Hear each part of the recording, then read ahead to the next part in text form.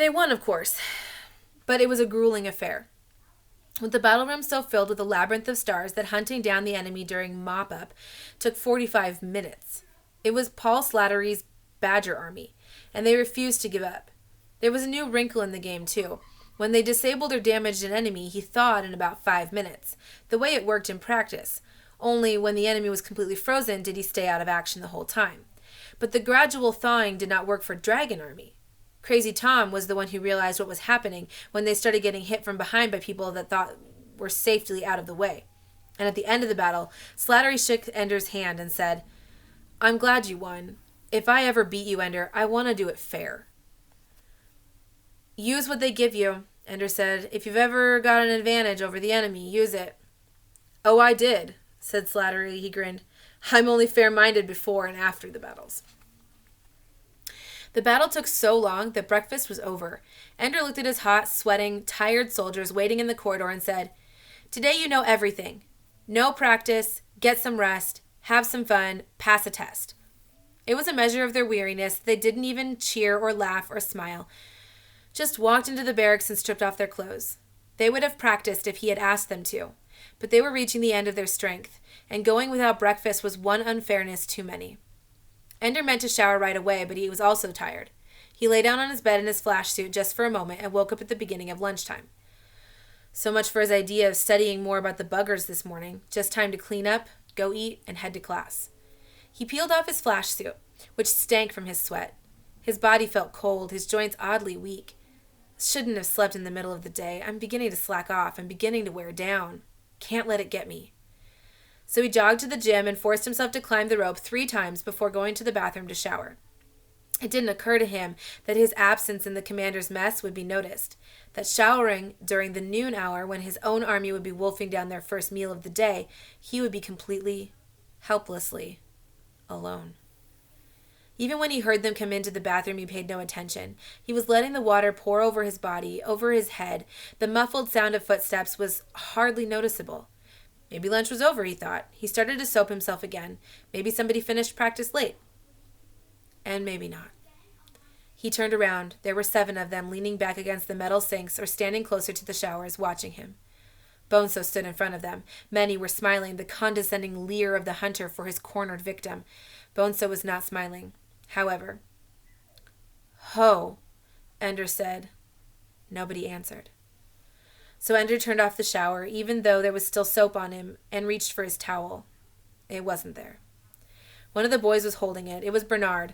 All it would take for the picture to be complete was for Stilson and Peter to be there too.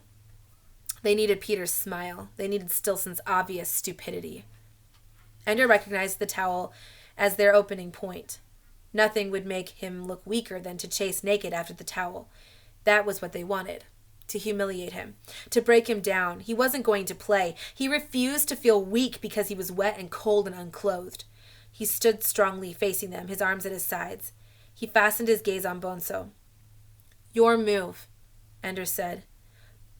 "This is no game," said Bernard. "We're tired of you, Ender. You graduate today. On ice." Ender did not look at Bernard.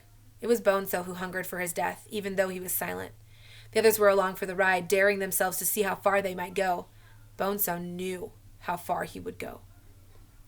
"Bonso," Ender said softly, "your father would be proud of you." Bonso stiffened.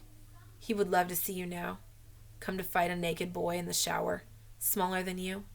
And you brought 6 friends. He would say, "Oh, what an honor." "Nobody came to fight you," said Bernard. "We just came to talk you into playing fair with the games. Maybe lose a couple now and then." The others laughed, but Bonso didn't laugh. And neither did Ender. "Be proud, Bonito, pretty boy.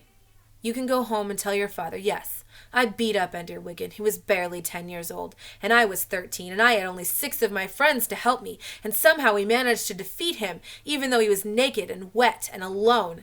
Ender Wiggin is so dangerous and terrifying. It was all we could do not to bring him 200. "Shut your mouth, Wiggin," said one of the boys. "We didn't come to hear the little bastard talk," said another. "You shut up," said Bonso. "Shut up and stand out of the way." He began to take off his uniform. "Naked and wet and alone, Ender. So we're even." I can't help that I'm bigger than you. You're such a genius. You figure out how to handle me. He turned to the others. Watch the door.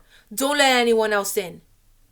The bathroom wasn't large, and plumbing fixtures protruded everywhere.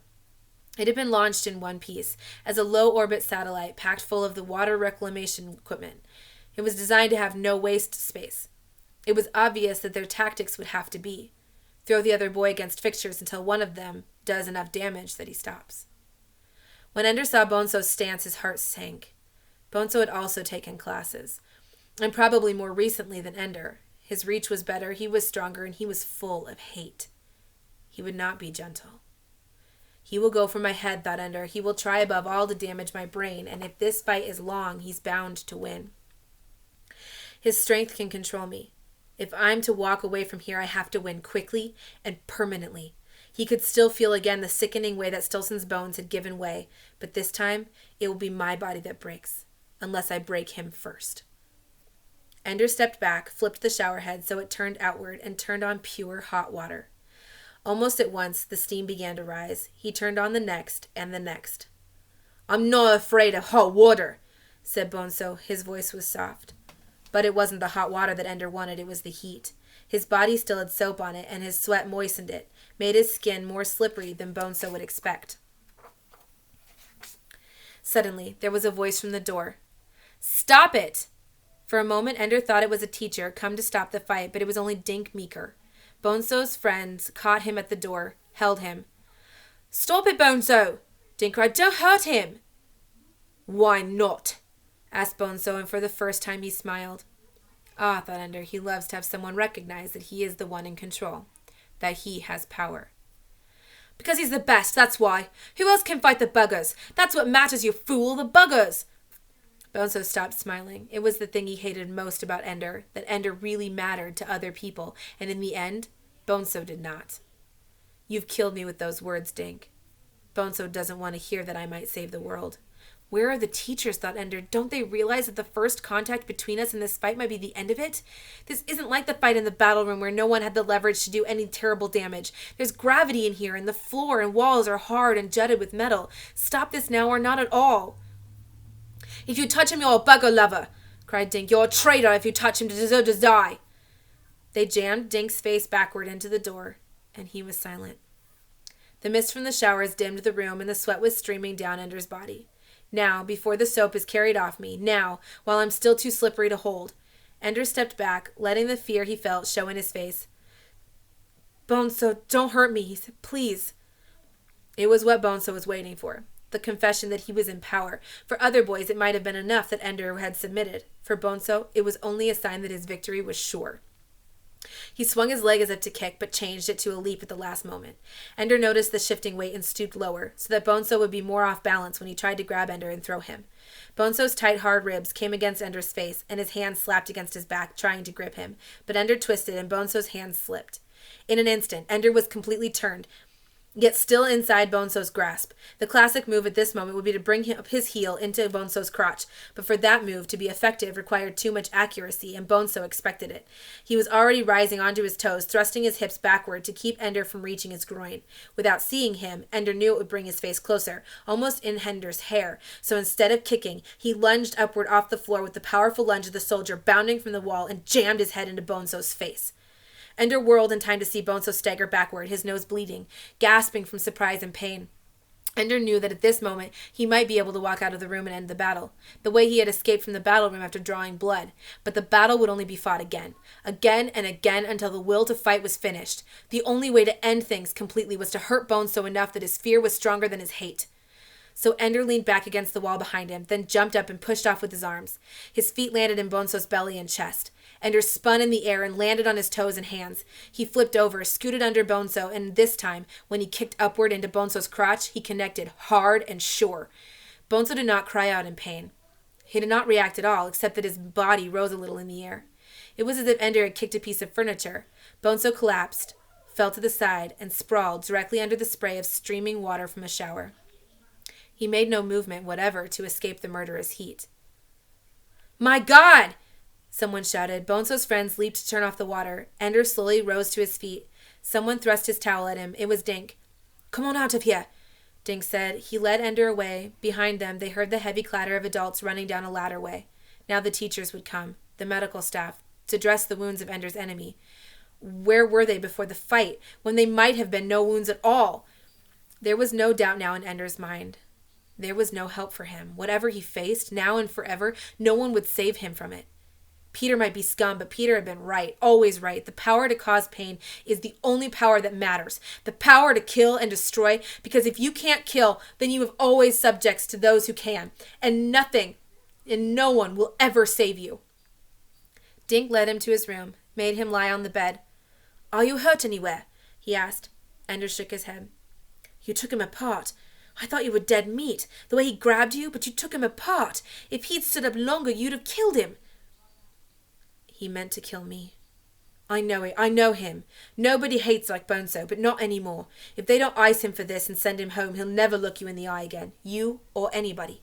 He had 20 centimeters on you, and you made him look like a crippled cow standing there chewing her cud. All Ender could see, though, was the way Bonzo looked at Ender kicked upward into his groin. The empty, dead look in his eyes.